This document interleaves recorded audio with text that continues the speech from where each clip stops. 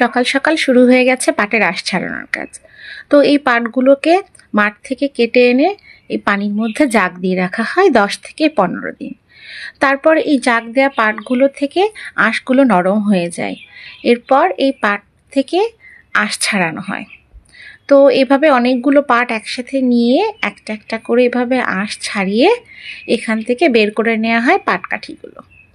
তো গ্রামের এই দৃশ্যগুলো দেখতে খুব ভালো লাগে।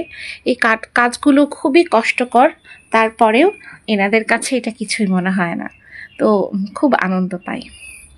তো এই যে এভাবে পাটকাঠিগুলো বের করে নিচ্ছে আর পাটের আঁশগুলো আলাদা হয়ে যাচ্ছে। এরপরে এই আঁশগুলোকে একসাথে নিয়ে সুন্দর করে এভাবে গুছিয়ে এটাকে বেঁধে নিয়ে নেবে।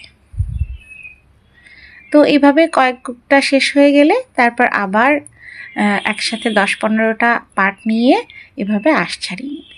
তো আঁশগুলোকে ছাড়িয়ে এক জায়গায় এভাবে জমা করছে।